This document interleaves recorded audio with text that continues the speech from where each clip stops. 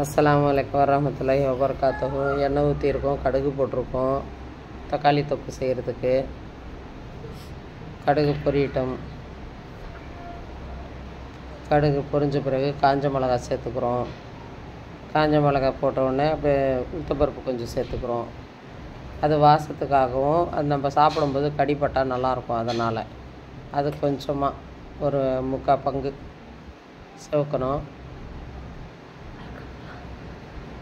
கொஞ்சம் செவந்த பிறகு தக்காளி சேர்த்துக்கணும். பாருங்கள், அவ்வளோதான் வதங்கணும். இப்போ தக்காளி சேர்த்துக்கிறோம். தக்காளி சேர்த்துக்கிட்டு தண்ணி ஊற்றக்கூடாது. தண்ணி ஊற்றாமல் உப்பு, மஞ்சத்தூள்,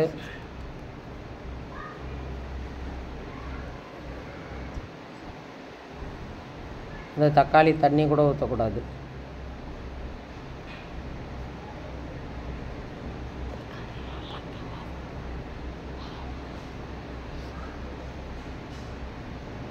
இது வந்து மிளகு, சீரகம், வெந்தயம் அதெல்லாம் வறுத்து பொடி பண்ணி வச்சுருக்கோம் மசாலாவுக்காக. அது லாஸ்ட்டாக சேர்க்கணும், இப்போ சேர்க்க மாட்டோம். இப்போ வந்து உப்பு போட்டுக்குவோம். உப்பு, மஞ்சத்தூள் போட்டு நல்லா கிளறி வதக்க விடணும். மூடி போட்டு வதக்கணும்.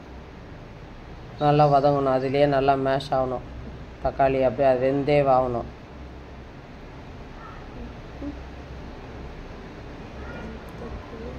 உப்பு, மஞ்சத்தூள்,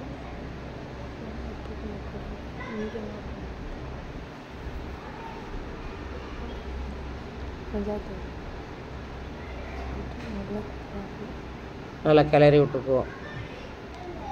கிளறி மூடி போட்டு வதங்க விடுவோம்.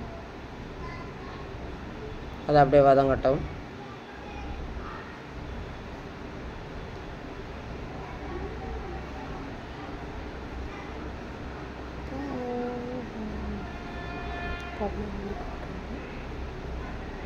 அப்படி வதங்கணும். இது இந்த மாதிரி ஆகணும்.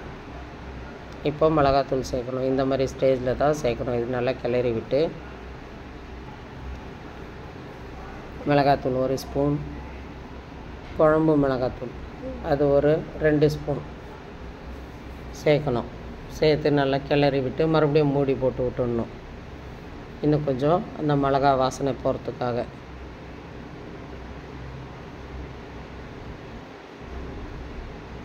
நல்லா கிளறி விட்டு அந்த மிளகா வாசம் போகணும். அப்படியே மூடி போட்டுடலாம்.